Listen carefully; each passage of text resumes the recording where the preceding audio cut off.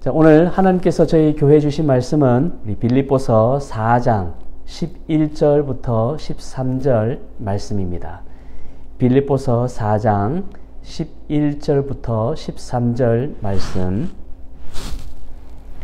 우리 다 같이 한 목소리로 우리 함께 읽겠습니다. 빌립보서 4장 11절부터 13절 말씀 시작. 내가 궁핍함으로 말하는 것이 아니니라. 어떠한 형편에든지 나는 자족하기를 배웠노니 나는 비천에 처할 줄도 알고 풍부에 처할 줄도 알아. 모든 일 곧 배부름과 배고픔과 풍부와 궁핍에도 처할 줄 아는 일체의 비결을 배웠노라. 내게 능력 주시는 자 안에서 내가 모든 것을 할 수 있느니라. 아멘.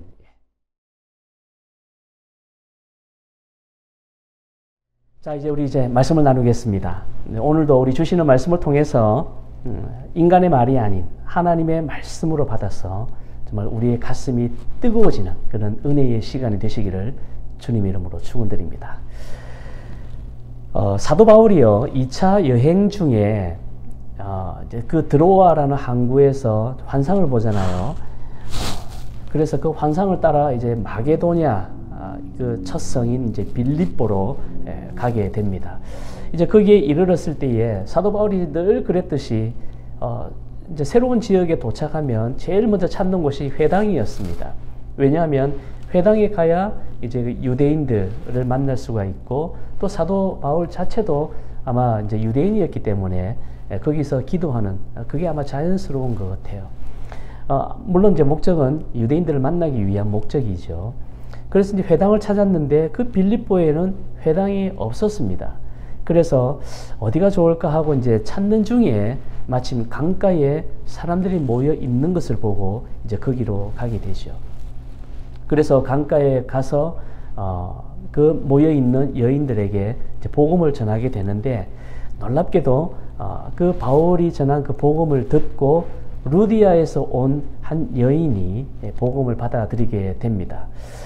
그리고 이 루디아 여인이 이제 자신의 집을 오픈해가지고 이 복음을 듣고자 하는 많은 사람들이 이제 집으로 오게 되지요. 그러면서 자연스럽게 교회가 탄생이 되었어요. 우리가 잘 아는 바로 빌립보 교회입니다. 빌립보 교회는 루디아 이 여인을 통해서 사실은 이제 시작이 된 거죠. 그리고 이 빌립보 교회는 제가 지난번에도 말씀을 이제 드렸지만은 개척이 되고 난 후에 계속해서 바울과 아주 특별한 관계를 맺게 됩니다.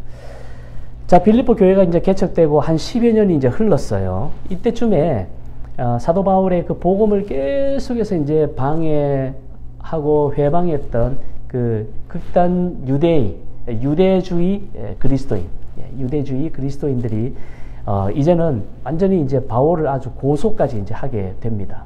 그 바울을 막 고소하고 이러니까 사도 바울이 이제 결국에 로마 황제에게 이제 상소를 하죠. 다시 한번 제가 이제 기회가 되면 이 부분을 한번 좀 말씀을 드리겠는데, 어쨌든 사도 바울이 이 로마 황제에게 상소를 하는 것은 우리 기독교 역사에 신의 한 수다, 이제 그런 말을 합니다. 자, 이 로마 이제 황제에게 상소를 하는 바람에 사도 바울은 사실은 신분은 죄수의 신분이 되지만 신변은 보장을 받게 되지요. 유대인들이 하도 이제 사도 바울을 죽이려고 뭐 40명의 자객단도 동원하고 막 이러니까 신변이 굉장히 위험했거든요. 근데 사도 바울이 그 가이사의 그 황제에게 상소를 하는 바람에 이제 로마 군인들로부터 이제 보호를 받게 됩니다. 왜냐하면 이제 황제 앞에 서야 되기 때문에 로마 군인들이 이제 사도 바울의 신변을 보호하게 되지요. 그래서 이제 죄인의 신분으로 로마로 이제 호송이 되고 약 한 2년간 이제 황제의 판결을 기다리기 위해서 이제 감옥에 갇히게 됩니다. 뭐 감옥이라고 하지만 사실은 뭐 가택 연금 정도가 돼요. 사도 바울을 찾아오는 사람들 얼마든지 면회도 받을 수도 있고, 또 간수를 동원해서 가까운 거리는 이제 갈 수도 있는, 어느 정도 자유가 조금 보장된 그런 뭐 감옥이라고 보시면 됩니다. 어쨌든 이 로마 감옥에서 이제 2년을 이제 가택 연금 당하면서 거기서 우리가 흔히 말하는 옥중 서신을 쓰게 되죠. 이제 에베소서, 빌립보서, 골로새서, 빌레몬서 이 옥중 서신을 쓰게 됩니다. 아무튼 사도 바울은요, 그냥 다니면 복음 전하고 집에 있으면 감옥에 있으면 편지를 쓰는 정말 그 삶이 버릴 데가 없는 정말 그런 열심히 살았던 그런 사람이었습니다. 자, 이렇게 이제 로마 감옥에 있는데 이제 어느 날 에바브로디도가 이제 면회를 온 거예요.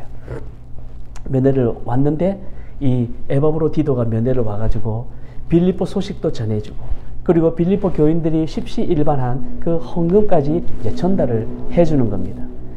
사도 바울은 한동안 이 빌립보 교회 소식을 듣지 못해서 안 그래도 궁금하던 차였는데 이렇게 자기를 잊지 않고 정말 로마 감옥에까지 가택연금 당한 그곳까지 와가지고 정말 소중한 그 헌금도 전달해주고 또 교회 소식도 전달해주니까 얼마나 마음이 기쁘겠어요. 그러니까 사도 바울이 그 기쁨을 표현을 하는 겁니다. 우리 빌립보서 4장 10절을 한번 보시면 빌립보서 4장 10절에 이렇게 말을 하고 있지요.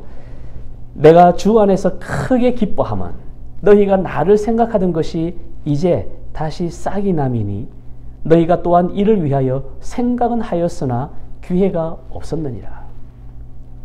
에바브로디도를 통해서 받은 그 후원금도 있고 또 무엇보다도 바울이 그토록 궁금했던 이제 빌립보 교회 소식을 전해 들으니까 바울이 너무 기쁜 거예요. 여기 내가 크게 기뻐하면 이 크게 기뻐했다. 이 말은 아주 격렬하게 기뻐했다. 막 어린아이처럼 주체할 수 없을 정도로 가만히 앉아서 들을 수 없을 정도로 벌떡 일어나면서 막 기뻐했다는 그 표현이에요. 사도 바울이 얼마나 기뻐했는지 알 수가 있지요. 제가 지난번에 이제 그 빌립보 교회를 꿈꾸며 라는 제목으로 이제 설교를 할 때도 잠시 언급을 했지만 이 빌립보 교회는 사도 바울에게 있어서 사실 좀 특별한 교회입니다. 빌립보 교회는 가난한 교회였어요. 물질적으로 풍부한 교회가 아니었습니다. 그럼에도 불구하고 정말 그 힘에 닿는 대로 힘에 넘치도록 사도 바울의 그 복음 사역을 위해서 정말 교회가 적극적으로 헌신했던 그런 교회였습니다. 그리고 아주 지속적으로 꾸준히 사도 바울의 그 복음의 그 쉽게 말하면 서포트를 했던 교회죠. 그러니까 사도 바울 입장에서는 사실은 굉장히 좀 특별한 그런 교회가 될 수 있지요. 그리고 사도 바울이 그 빌립보 교회를 생각할 때마다 정말 하나님께 감사하고 기쁜 마음이 절로 나왔던 그런 교회였습니다. 그런 교회가 한동안 소식이 끊기니까 사도 바울은 이제 답답한 거죠. 그리고 또 더군다나 로마 감옥에 갇혀 있다 보니까 뭐 거리 나갈 수 있는 그것도 어느 제한이 되어 있죠. 그러니까 소식이 알 수가 없는 거예요. 뭐 요즘 같으면이야 뭐 SNS도 있고 인터넷도 있고 뭐 셀폰도 있잖아요. 그러니까 뭐 실시간으로 어떻게 지내는지 알 수가 있는데 뭐 이 당시는 당연히 모르죠. 와서 소식을 전해 줘야만 알 수 있는 막연히 그냥 기다릴 수밖에 없는 그런 상황이었습니다. 사도 바울이 로마 그 감옥에서 정말 여러 이제 교회들이 다 궁금했겠지만 특별히 이제 이 빌립보 교회가 정말 궁금했던 그 차에 이 에바브로디도가 면회를 온 겁니다. 와가지고 헌금도 전해주고 그리고 우리 교회가 지금 이렇게 지내고 있습니다 라고 이제 하니까 사도 바울이 그제서야 이제 막 기쁘고 때로는 또 안심도 되고 이제 그렇게 했던 것이죠. 아무튼 이제 바울은 에바브로디도를 통해서 이제 빌립보 교회 소식을 이제 듣고 정말 감정을 억누르지 못할 정도로 막 기뻐했는데 이 기쁨이 이렇게 그 빌립보 교회에서 정말 힘든 가운데서도 자기들이 그 정말 귀한 그 물질을 모아서 준 거에 대한 사실은 그 물질 때문에 기뻐하지는 않았어요. 예, 그거를 이제 사도 바울이 사실 이제 오늘 본문에서 이제 그걸 한번 말해주고 있는 부분이거든요. 자, 오늘 이제 본문 11절을 다시 보시면 11절을 보시면 보세요. 내가 궁핍함으로 말하는 것이 아니니라. 어떠한 형편에든지 나는 자족하기를 배웠노니. 예. 내가 궁핍해서 내가 지금 막 힘든데 너희가 와가지고 이렇게 물질도 후원해주고 이것 때문에 내가 지금 기뻐한 게 아니다. 지금 그 말을 하고 있는 거예요. 사실은 그 기쁨이 더 있지요. 어떤 기쁨이 있냐면은 이 빌립보 교회 그 소식을 들은 것에 대한 그 기쁨이 사실 더 큰 것입니다. 내가 이 궁핍한 거 이게 문제가 아니라는 거예요. 이제 그거를 지금 말하고 있는데 여기에 아주 중요한 단어를 하나 쓰고 있습니다.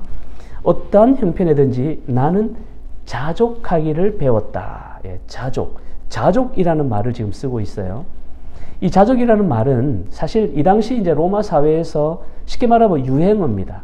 로마 사회에서 이 자족이라는 말을 참 많이 쓰는 그런 유행어예요. 왜냐하면은 이 헬라 철학 그 중에 하나인 스토아 학파가 있죠. 이 스토아 학파에서 사실은 가장 핵심이 되는 윤리적 덕목이 바로 이 자족이거든요. 우리가 아시다시피 이 당시에는 이 에피쿠루스 학파와 스토아 학파 두 학파가 아주 중요한 두 양대 산맥입니다. 근데 이 에피쿠루스 학파는요, 인간의 그 행복을 추구하기 위해서는 쾌락이 중요하다. 그 쾌락을 아주 중요시하는 그런 학파라면, 물론 이 쾌락에는 이제 육체적인 쾌락이 있고 또 정신적인 쾌락도 있는 거죠. 어쨌든 그 쾌락의 범위가 굉장히 넓기는 한데, 그냥 어쨌든 쾌락이에요. 내가 쾌락이 있어야 행복한 거 아니냐, 이제 그거거든요. 근데 반면에 스토아 학파는 세속적인 욕구를 끊는 것, 세속적인 욕구를 쉽게 말하면 쾌락을 끊는 것. 근데 그 끊음으로 인해서 오히려 내가 스스로 만족할 수 있는 그 삶을 최고의 가치 있는 삶으로 그렇게 살아야 한다. 이런 가치 추구가 바로 스토아 학파입니다. 그러니까 쾌락을 강조하고 추구하는 이 에피쿠로스 학파보다도 세상의 욕망을 절제하고 끊고 그걸 통해서 내 스스로 만족해야 할 수 있는 이런 어떤 그 덕목이 우리 그 기독교 정신하고 잘 맞기 때문에 초대교회 성도들은 이 스토아 학파를 더 따랐던 것이죠. 그래서 사도 바울도 스토아 학파에서 가장 중요시 여기는 이 자족을 자기의 서신서에 차용해서 쓴 것입니다. 어떠한 형편이든지 나는 자족하기를 배웠노니. 자, 지금 에바브로 디도에게 지금 이렇게 나는 지금 궁핍해서 너희들이 이렇게 주는 이 헌금 때문에 내가 막 기뻐서 이런 거 아니다. 나는 이미 여기엔 다 내가 초월했어. 나는 어떤 형편이든지 나는 만족해. 이제 그거를 지금 말하고 있는 부분인데, 자, 여기 이제 어떤 형편이든지 여기에 좀 더 구체적으로 나열하는 것이 바로 12절입니다. 자, 12절 한번 보실까요? 12절 보시면 이제 어떤 형편이든지 이걸 구체적으로 말해요. 나는 비천에 처할 줄도 알고 풍부에 처할 줄도 알아. 모든 일, 곧 배부름과 배고픔과 풍부와 궁핍에도 처할 줄 아는 일체의 비결을 배웠노라. 자, 보시면은 비천에 처할 줄도 알고 풍부에 처할 줄도 안다. 여기 이제 비천이라는 말이 있죠. 비천은 표면적으로 1차적으로는 가난한 것입니다. 가난한 것. 경제적으로 가난한 삶을 말하는 거예요. 그러면서 동시에 어떤 의미를 품고 있냐면은 가난함을 통해서 내 마음도 아주 겸손하고 낮아져 있는 상태. 그게 바로 비천함을 말하는 거예요. 현실적인 가난한 삶. 그거와 더불어서 내 마음까지도 겸손한 것. 그게 바로 이 비천이라는 말입니다. 그러니까 나는 비천에 처할 줄도 알고, 이 말은 사실은 이 말 속에서 바울이 오랫동안 그 전도자의 삶을 살면서 실제적으로 그 삶 자체가 아주 그 가난했다는 그것을 알 수가 있죠. 그리고 그 가난을 통해서 사도 바울의 마음도 많이 겸손하고 낮아져 있다. 이제 그것을 알 수가 있습니다. 그러면서 그는 또 이제 풍부에 처할 줄도 알아. 이렇게 말하고 있죠. 풍부는 비천의 반대겠지요. 경제적으로도 좀 여유 있고 부족함이 없는 그런 상태를 말합니다. 성경에서는 바울이 언제 풍부했는지 사실은 알 수는 없어요. 그는 선교 여정 내내 사실은 힘들고 어려웠잖아요. 죽는 그런 순간도 얼마나 많았습니까? 복음 전하기 위해서 복음 때문에 그는 뭐 죽을 고생도 많이 했고 그랬는데 사실은 그 사도행전을 쭉 읽어보면 그가 언제 풍부했지 참 발견하기는 힘듭니다. 그런데 이제 이 고백을 봐서 아마 사도 바울이 생각한 그 풍부의 개념은 그가 그냥 굶지 않는 정도, 뭐 그 정도가 아닐까. 끼니를 거르지 않고 그래도 머리 대고 잠잘 곳이 있는 그런 때가 사도 바울에게 있어서 그냥 풍부한 때가 아닌가. 이제 그렇게 짐작할 뿐입니다. 근데 사실 이제 알고 보면 사도 바울이 정말 풍부한 때가 있었어요. 언제냐면은 바로 그가 예수님 만나기 전입니다. 예수님 만나기 전에는 사도 바울은 정말 모든 면에서 풍부했던 사람이에요. 우리가 잘 알다시피 그는 최고의 교육을 받은 정말 그 지성인이고 엘리트 코스만 쫙쫙 밟은, 그래서 유대 사회에서도 사도 바울이 차세대 지도자감으로 사실은 점찍고 있었거든요. 그가 뭐가 부족했어요? 부족한 것도 없고 뭐 거칠 것도 없고 무서운 게 뭐가 있습니까? 그러니까 그가 그 기독교를 박해하는데 제일 앞장서 가지고 그 그리스도인들을 잡으려고 그랬었잖아요. 그랬던 그였습니다. 그랬을 때는 그는 모든 것이 잘 나가든 모든 것이 풍부하든 그런 삶이었어요. 근데 그가 이제 예수님 믿고 난 뒤부터, 예수님 만나고 난 뒤부터 그런 복음을 위해서 풍부한 삶에서 그는 비천한 삶으로 사실은 살게 된 것이죠. 여러분은 이것을 이제 어떻게 생각하실까요? 지금 바울이 예수님 때문에 어떻게 보면은 풍부한 삶에서 비천한 삶으로 삶이 바뀐 거거든요. 근데 우리는 사실은 어떻게 보면은 예수님 믿으면은 일도 막 술술 잘 풀리고 돈도 잘 벌고 사회적으로 성공하고 모든 게 그냥 잘 된다. 오히려 비천한 삶에서 풍부한 삶으로 우리는 이렇게 기대를 하잖아요. 보통 이게 이제 우리가 예수를 그걸 바라고 이제 예수를 믿습니다. 우리가 주위에 물어보면 왜 예수 믿습니까? 대부분의 사람들이 예수 믿고 복 받기 위해서 믿지요. 여러분 이 말 맞습니다. 예수 믿으면 복 받습니다. 믿으시죠? 예수 믿으면 복 받아요. 그런데 문제는 그 복을 어떤 개념으로 이해를 하느냐예요. 복은 우리가 이제 보통 예수 믿고 복 받기 위해서 우리가 복 받기 위해서 예수 믿죠 이렇게 말할 때 그 복이 우리는 거의 대부분이 사실은 물질적인 복에 한계가 있다는 거예요. 물질적인 복을 생각한다는 거예요. 예수 믿어서 마음이 평안을 얻고 예수 믿어서 사업이 잘 되고 또 우리 자녀들도 좋은 대학에 가고 또 좋은 직장 구하고 주로 이런 것들을 복이라고 생각하는 거예요. 물론 그것도 복이 맞지만은 이게 다라고 생각하는 데가 문제가 있는 것입니다. 만약에 그렇다가 우리가 예수를 믿는데도 교회 생활 잘 하는데도 불구하고 뭐 우리가 늘 뭐 좋은 때만 있는 게 아니잖아요. 힘들고 어려울 때 막 이상하게 일도 잘 안 풀리고 여전히 막 그 고통 가운데 이렇게 있을 때 우리는 우리가 복 받기 위해서 예수를 믿었는데 이 뭐야? 별 소용없네? 우리가 이렇게 생각할 수도 있지 않습니까? 실제로 그렇게 또 막 일이 잘 안 되고 막 이러니까 믿음을 저버리고 교회를 떠나는 사람들 참 많습니다, 사실은. 왜? 이 복의 개념을 잘못 잡아서 그래요. 예수 믿으면 복 받는다. 이게 그냥 예수 믿으면 잘 산다. 예수 믿으면 성공한다. 이런 물질적인 축복만 지나치게 생각하다 보니까 힘들고 어려울 때 그렇게 교회를 떠나기도 하고 심지어 그런 현상이 생기는 것이에요. 여러분 이건 올바른 것이 아닙니다. 이런 생각을 깨야 돼요. 분명히 말씀드리지만 예수 믿으면 복 받는다라는 이 말과 동시에 우리는 사실 예수 믿으면 예수 때문에 사실은 욕도 받는다. 이것도 우리는 알아야 됩니다. 복도 받지만 욕도 얻어먹어요. 욕도 얻어먹어요. 이 사실을 분명히 우리가 알고 있어야 돼요. 누가복음 21장 17절에 보면은 예수님이 직접 말씀하신 부분이 있거든요. 우리 이 부분 한번 보겠습니다. 누가복음 21장 17절. 여기 보시면은 예수님이 제자들을 향해서 말씀하세요. 또 너희가 내 이름으로 말미암아 모든 사람에게 미움을 받을 것이다. 내 이름 때문에 너희가 사람들에게 미움을 받는다. 욕을 얻어먹을 수 있다는 거예요. 그거를 말씀해주고 있는 것입니다. 예수님은 공생의 기간 동안에 제자들에게 아니면 또 많은 사람들에게 너희가 나를 믿으면 사업도 잘 되고 돈도 많이 벌고 자녀들도 잘 되고 이렇게 말씀한 적이 없어요. 사실은. 예수님은 복을 받지만 그 복의 개념을 전혀 다른 복의 개념을 말씀하고 있는 거예요. 오히려 나 때문에 너희가 고난도 받고 핍박도 받고 사람들로부터 욕도 얻어먹을 수 있다. 그거를 말해주고 있습니다.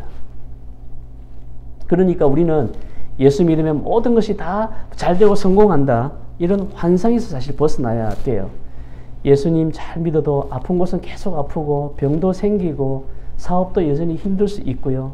또 원치 않는 환난과 고난이 오기도 합니다. 생각지 않게 더 나쁜 상황에 몰릴 수도 있다는 거예요. 바울처럼 예수님 믿고 난 뒤에 오히려 풍부한 삶에서 비천한 삶으로 바뀌는 경우가 우리 주위에는 얼마나 많은지 모릅니다. 자, 그렇다면 그럼 이처럼 상황이 예수 믿기 전과 예수 믿은 후에 그러면은 뭐 아무런 변화가 없고 오히려 뭐 더 안 좋다 이러면은 그럼 도대체 왜 우리가 예수 믿을 필요가 뭐 있느냐? 그러면 도대체 변하는 게 뭐가 있느냐? 예수 믿기 전과 후가 도대체 뭐가 변하느냐?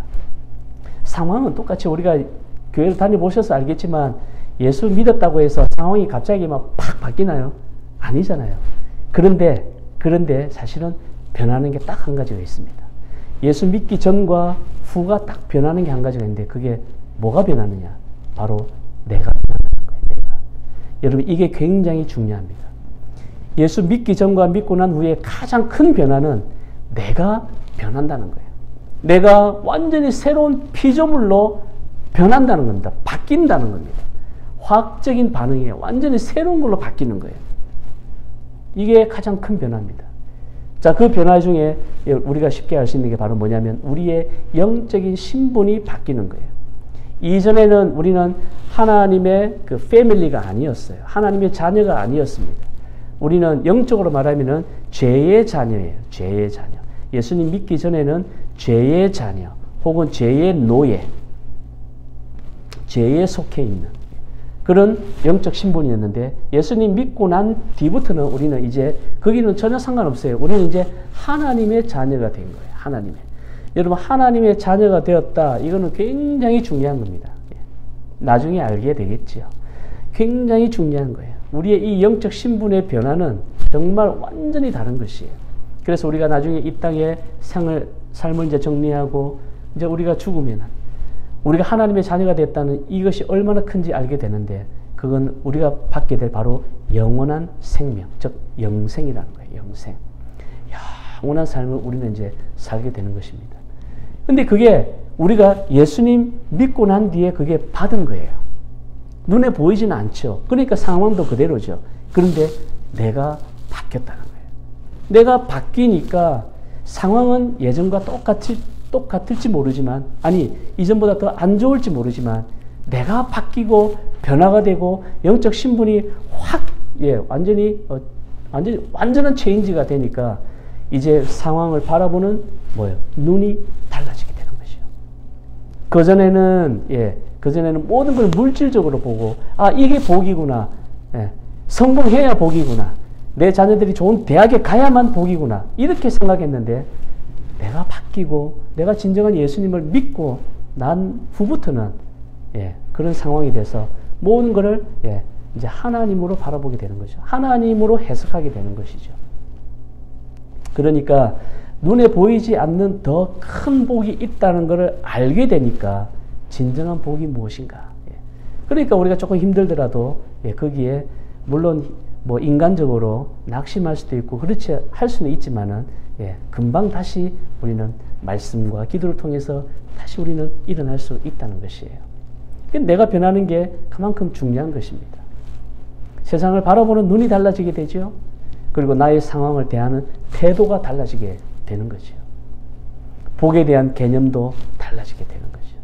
그러니까 진정으로 예수님을 영접했다면 우리는 예수 믿고 복 받는다. 이 복의 개념을 이제 물질적인 복에서 한 단계 더 올라가야 돼요. 그래서 더 큰 영적인 복, 우리에게 영생이 주어져 있고 이런 영적인 복이 있다는 것을 우리가 알고 우리의 삶을 대처해야 된다는 것입니다. 사도 바울이 예수님 믿고 난 뒤에 바로 이런 것들을 이제 깨닫고 나니까 내가 어떠한 형편이든지 나는 만족하고 자족하는 것을 배우게 됐다. 지금 이걸 고백하고 있는 것이거든요. 나는 비천에 처할 줄도 알고 풍부에 처할 줄도 알아. 모든 일, 곧 배부름과 배고픔과 풍부와 궁핍에도 처할 줄 아는 일체의 비결을 배웠노라. 일체의 비결을 배웠노라. 여기 이제 일체의 비결을 배웠노라 이렇게 말하고 있는데 여기 이제 일체는 앞에 열간 이제 모든 상황, 배고픔, 배부름, 풍부, 궁핍 모든 상황을 다 말하고 있습니다. 그러면서 일체의 비결을 배웠다. 이 일체의 비결을 배웠다 이 말은 뭐냐면 비밀을 깨닫게 됐다 이 말입니다. 내가 정말 놀라운 비밀을 깨닫게 됐다. 여러분 이 예수님 만나고 난 뒤에 정말 우리는 비밀을 깨달은 자들이에요. 비밀을 깨달은 자. 나는 이때까지 이 물질의 복만 성공하는 것만 이게 복인 줄 알았는데 내가 진짜 예수님을 만나고 난 뒤에는 아 이게 다가 아니구나. 더 큰 게 있구나라는 그 비밀을 깨닫는 거예요. 참 대단한 거죠. 우리가 정말 예수 믿는다는 거 이게 보통이 아니에요. 우리는 정말 놀라운 비밀을 깨닫고 간직하고 있는 사람들입니다. 우리가 모두 그런 사람들이라는 걸 믿으시길 바랍니다.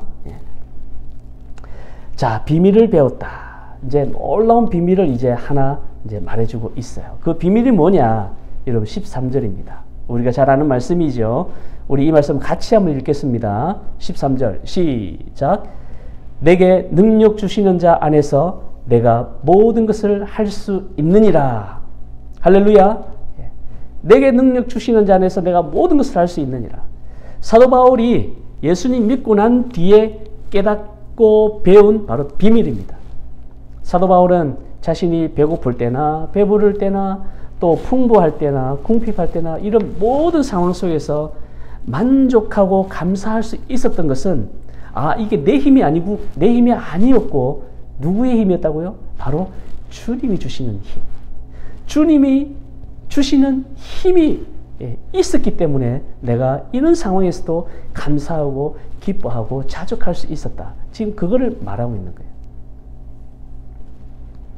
내 힘이 아니라 주님의 힘. 아마 다 아실 거예요. 우리가 힘들고 어려울 때 내 힘으로 나가려면 힘들지요. 못하지요. 주저앉지요. 그런데 우리 주님이 힘 주시기 때문에 우리가 이겨나갈 수가 있는 것입니다. 우리 주님이 힘 주시면 우리가 어떤 상황에서도 견뎌낼 수 있을 줄로 믿습니다. 지금 그걸 고백하고 있는 거예요. 우리도 사도 바울처럼 이런 고백을 우리는 해야 될 줄로 믿습니다. 나를 되돌아볼 때 때로는 배부르고 또 때로는 배고프고 때로는 풍부하지만 때로는 궁핍할 때도 있고 어떤 상황에 있을 때라도 한결같은 마음으로 우리는 감사하고 만족해하며 견딜 수 있는 것 또한 앞으로도 정말 그런 마음으로 살 수 있는 것 그게 결코 내 힘이 아니라는 거예요. 내 힘 의지하면 여러분 안 됩니다. 하루에도 몇 번 넘어질 수밖에 없어요. 그런데 누가 능력을 주신다고요? 누가 힘을 주신다고요?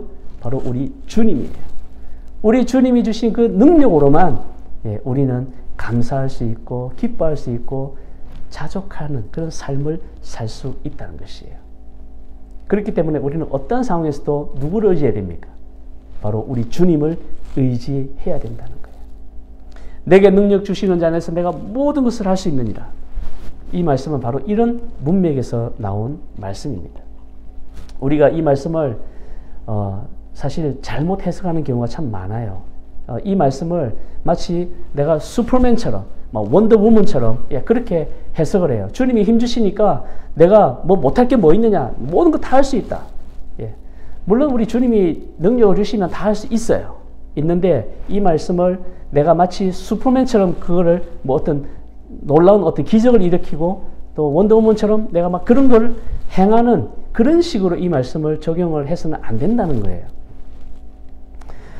제가 언젠가 그 부흥회 때 어떤 목사님이 부흥 강사님이 이제 하나 이제 예화를 본인이 그 목사님이 있었던 그 이야기를 전해주는 거를 제가 지금 아직까지 기억하는데 옛날입니다.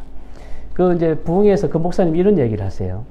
자기가 아는 어떤 목사님이 있었는데 이 목사님이 이제 막 한참 막 기도하고 막 이러니까 얼마나 막 그 성령이 충만해요. 막 성령이 충만하고 막 그 마음에 가슴이 막 뜨거워지니까 이 목사님이 이제 이런 생각이 들 때요.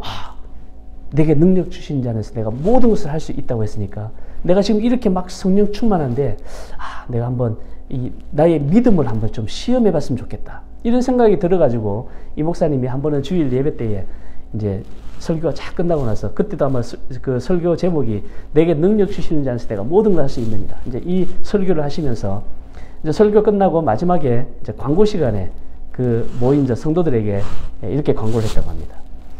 우리 주님이 내게 능력 주시는 자 안에서 내가 모든 것을 할 수 있다고 했는데 오늘 제가 그거를 한번 증명해 보여드리겠습니다. 우리 예배 딱 끝나면 저기 앞에 저수지에 여러분 모여주시기 바랍니다. 예, 성도들은 이제 영문도 모르고 이제 예배 끝나고 나서 저수지에 다 모였어요. 저수지에 가니까 이제 목사님이 이제 저쪽에 이제 조그만 그 배 위에 이제 목사님이 다 이제 올라가셔가지고 주님이 내게 능력 주시면 모든 것을 할 수 있다고 했는데 제가 오늘 여러분들에게 보여드립니다. 그 말이 정말 진짜인지 아닌지. 예, 제가 이 배에서 뛰어내려서 내가 물 위를 걷겠습니다.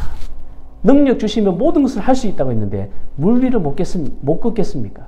예, 그렇게 말을 하고는 배에서 첨벙하고 물 위로 이제 뛰어내린 거예요.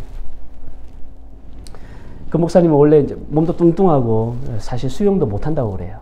근데 이제 이 말씀 하나 믿고 배에서 뛰어내렸죠. 첨벙하고 뛰어내는데 어떻게 됐을까요? 빠졌죠. 물에 펑덩 빠져가지고 한동안 나오지는 않아가지고 막 성도들이 막 난리가 나가지고 거기는 옆에 있는 성도들이 막 물로 뛰어 들어가가지고 그 목사님을 구했다는 웃지 못할 그런 얘기가 있었습니다. 그런 얘기하는 거를 제가 이제 들었어요.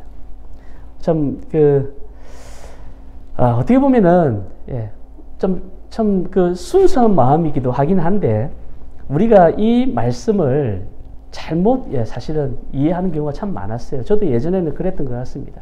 아니 내게 능력 주시면 모든 것을 할 수 있다고 했는데 왜 아버지 하나님 이 병을 못 고칩니까? 막 이렇게 이 말씀이 이루어지지 않은 것에 대한 하나님을 의심하는 사실은 이제 그런 적도 참 많았거든요. 그래서 사실은 이 말씀을 우리가 잘 이해를 해야 됩니다. 내게 능력 주시는 자 안에서 내가 모든 것을 할 수 있다. 이 말은 제가 지금까지 이제 말씀드렸잖아요. 바로 이 자족이라는 말. 사도 바울이 내가 어떤 환경에서도 내가 스스로 만족할 수 있는 누구 때문에 내 힘이 아닌 바로 우리 주님이 힘 주시니까 만족할 수 있는 그 맥락에서 사실 한 말이거든요. 그러니까 이 말이 내가 막 주님이 능력 주시면 내가 막 나라도 다니고 병도 고치고 막 물리도 걸어 다니고 이런 어떤 그런 기적을 의미하는 것이 아니라 바로 어떠한 상황에도 풍부할 때나 아니면 정말 내가 배고플 때 또 일이 잘 나갈 때 사업에 실패할 때 정말 힘들고 어려울 때 그럴 때에도 우리 주님이 힘 주시면 이런 모든 것들을 내가 계속해서 만족해하면서 감사해하면서 기뻐하면서 내가 살 수 있다. 그거를 지금 고백하고 있는 것이에요. 여러분 아시겠죠? 그렇기 때문에 어떤 그 불가능한 일을 앞에 두고 이 말씀을 함부로 우리가 인용해서는 안 됩니다. 사랑하는 우리 은혜 침례교회 성도 여러분, 내게 능력 주시는 자 안에서 내가 모든 것을 할 수 있다. 이 말씀이 정말 내 삶에서 이 말씀 그대로 일어나기 위해서는 우리는 배고플 때도 만족해야 합니다. 사업이 좀 안 될 때도 여러분 감사하고 기뻐하고 만족하셔야 돼요. 지금 내 자녀들이 좀 우리의 기대에 좀 안 맞다 할지라도 감사하고 기뻐하고 만족하셔야 돼요. 만족하셔야 돼요. 지금 내 은행에 돈이 얼마 없다 할지라도 그때도 감사하고 만족할 수 있어야 됩니다. 내 힘이 아닌 우리 주님이 힘 주시기 때문에 그러니까 주님을 의지하라는 거예요. 주님을 의지하면 정말 놀랍게도 어떤 상황에도 감사하고 기뻐하고 만족하는 그런 삶을 우리가 경험할 수 있다는 것입니다. 하나님은 이처럼 어떤 상황에서도 우리 주님 때문에 감사하고 만족하고 이런 자족하는 삶, 이런 자족하는 사람들을 쓰셔서 진짜 하나님의 능력이 무엇인지 그거를 반드시 보여준다는 사실을 믿으시기를 바랍니다. 이런 말이 있어요. 가장 행복한 사람은 가장 작은 것에도 만족할 줄 아는 사람이고, 가장 불행한 사람은 가장 큰 것에도 만족할 줄 모르는 사람이다. 우리가 한번 생각해 볼 필요가 있지요. 나는 내가 정말 잘 나갈 때만 나는 기뻐하고 만족해 하는가? 아니면 더 한 단계 나아가서 내가 힘들고 어려울 때조차도 나는 하나님께 감사하고 만족해 하는가? 자족하는가? 한번 우리 자신을 되돌아보고 우리의 신앙과 우리의 삶의 모습을 한번 보시기를 바랍니다. 나는 어디에 속해 있는가? 그러나 내게 능력 주시는 자 안에서 내가 모든 것을 할 수 있다. 이 말씀이 나의 삶에 이루어지기 위해서는 내가 힘들고 어렵고 실패하고 고난 가운데 있을 때에도 감사하고 기뻐하고 자족하는 삶을 살 때라는 것을 여러분 잊지 마시기를 바랍니다. 많은 것을 가지고도 불평 속에서 불행하게 살아가는 사람이 있고, 적은 것을 가지고도 만족해하면서 행복하게 살아가는 사람이 분명히 있습니다. 여러분은 어디에 속해 있나요? 우리의 만족은 환경에 있는 것이 아니라 오직 나에게 힘과 능력을 주시는 우리 주 예수 그리스도 안에 있을 때에만 진정한 만족과 진정한 행복을 누릴 수 있다는 그 사실을 여러분 꼭 기억하시기를 바랍니다. 어떠한 환경과 처지에 있을 때라도 감사와 자족함을 잃지 않아. 그래서 내게 능력 주시는 자 안에서 내가 모든 것을 할 수 있다는 이 말씀이 실제로 우리의 삶에 그대로 나타나 우리의 삶에 놀라운 하나님의 은혜가 넘치시기를 주님의 이름으로 축원드립니다. 기도하시겠습니다. 사랑과 은혜가 풍성하신 아버지 하나님, 참으로 감사를 드립니다. 우리 주님만이 우리의 만족이 되시고 우리 주님만이 우리의 기쁨이 되신다는 그 사실을 입술의 고백이 아니라 우리의 삶을 통해서 고백하게 하시고, 우리들에게 어떠한 상황에서도 자족할 수 있는 힘과 능력을 주시는 우리 주님을 의지해서 정말 이 말씀 그대로 이 말씀이 우리의 삶에 나타날 수 있도록 인도해 주시옵소서. 우리가 어떠한 상황에서도 정말 처해도 만족할 수 있고 감사할 수 있고 기뻐할 수 있는 그 사실, 분명히 우리가 있다는 사실을 깨닫고 우리에게 주어진 이 땅에서의 삶을 더 넉넉하고 여유 있게 만족해하며 사는 우리 모두가 될 수 있도록 인도하여 주시옵소서. 감사드리며 예수 그리스도의 이름으로 기도드립니다.